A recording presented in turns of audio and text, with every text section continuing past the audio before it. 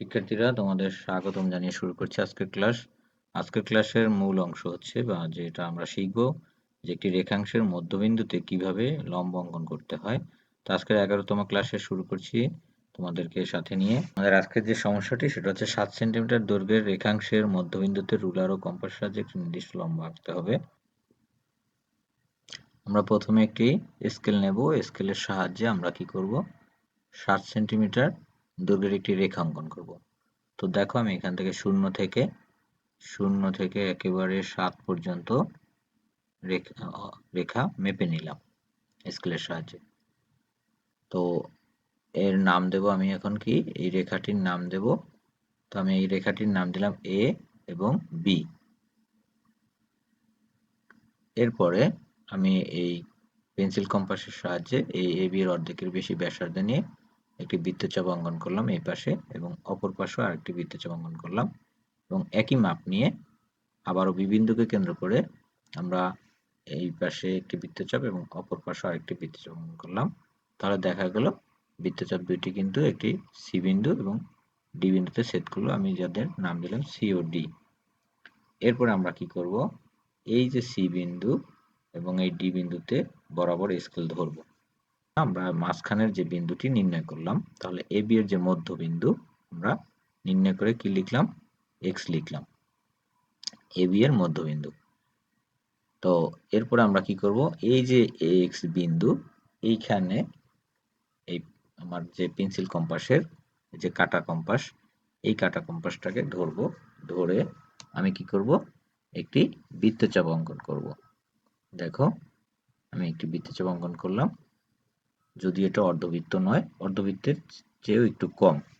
এখন এই যে বিন্দুটা সৃষ্টি হলো, এই বিন্দুকে কেন্দ্র করে ওই একই পরিমাণ মাপ নিয়ে আমি আরেকটি বৃত্তচাপ অঙ্কন করলাম, এবং এইখানে এই বিন্দুটাকে কেন্দ্র করে আমরা এইখানে আরেকটি বৃত্তচাপ অঙ্কন করলাম।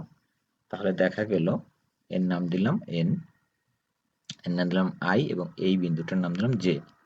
এখন এই যে এক্স বিন্দুকে কেন্দ্র করে দেখো আমি কি করতেছি, এই একই মাপে দেখো আমি কিন্তু আবারও তোমাদেরকে দেখিয়ে দিচ্ছি, এক্স থেকে এন এর যে ব্যাসার্ধটা ছিল, এই একই ব্যাসার্ধ নিয়ে এখানে আই এবং জে দুইটা বৃত্তচাপ কিন্তু অঙ্কন করলাম বা কাটলাম।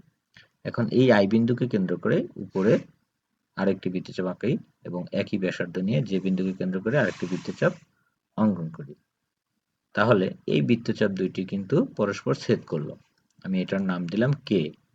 তাহলে এই যে কে বিন্দু আর এই হচ্ছে এক্স বিন্দু, এই বরাবর যদি আমি স্কেলটি ধরি, দেখো কে বিন্দু এবং এক্স বিন্দু একটা যদি দাগ টানি, তাহলে কিন্তু এটা লম্ব হয়ে গেল এই এবি রেখার উপরে। তাহলে এর নাম দিলাম ওয়াই। তাহলে এক্স ওয়াই যে রেখাটি বা লম্ব, এটা এবি রেখার উপরে একটা লম্ব। তাহলে আমরা বলতে পারি যে এবি রেখার ঠিক মধ্যবিন্দু যে এক্স নির্ণয় করেছি, তা এক্স ওয়াই লম্ব এবি রেখার উপরে। তো অঙ্কনের বিবরণটা আমি লিখে দিচ্ছি, দেখো তোমরা খাতায় লিখে নিতে পারো যে এক্স বিন্দুকে কেন্দ্র করে যে কোনো ব্যাসার্ধ নিয়ে এবি রেখাংশের উপরে একটি বৃত্তচাপ অঙ্কন করি। তাহলে দেখো এই যে এবি রেখা, এটার যে এক্স বিন্দু, এই এক্স বিন্দুকে কেন্দ্র করে আমরা প্রথমে করেছিলাম এই রেখাটাকে অর্ধেক করেছিলাম, এবি রেখাটাকে অর্ধেক করেছি। এরপরে এই এক্স বিন্দুকে কেন্দ্র করে আমরা এই একটি বৃত্তচাপ এঁকেছিলাম, এই যে আমি এখানে লিখে দিচ্ছি, এক্স বিন্দুকে কেন্দ্র করে যে কোনো ব্যাসার্ধ এবি রেখাংশের উপরে একটি বৃত্তচাপ অঙ্কন করি।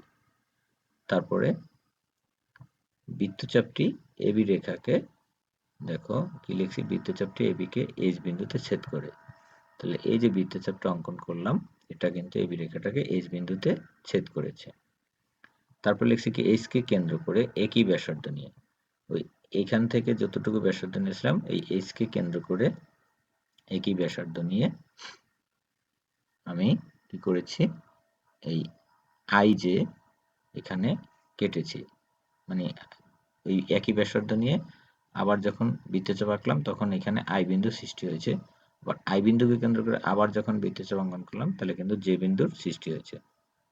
তাহলে এখন এবার আই ও জে কে কেন্দ্র করে আই ও জে এর উপরে দুটি বৃত্তচাপ অঙ্কন করি।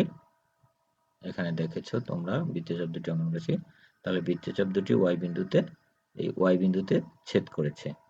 তাহলে এক্স ওয়াই রেখা এবি রেখার উপরে লম্ব। এক্স ওয়াই রেখাটা এবি রেখার উপরে কি লম্ব। এই যে আমি লিখে দিয়েছি, অর্থাৎ এক্স ওয়াই লম্ব এবি। আশা করি তোমরা বুঝতে পেরেছো আজকের ক্লাসটি। না বুঝতে পারলে অবশ্যই কমেন্ট বক্সে জানাবে, আমি তোমাদেরকে রিপ্লাই দিয়ে দেব। আমাদের পরবর্তী ক্লাসে রয়েছে 4 সেন্টিমিটার দৈর্ঘ্যের রেখাংশের মধ্যবিন্দুতে লম্ব অঙ্কন।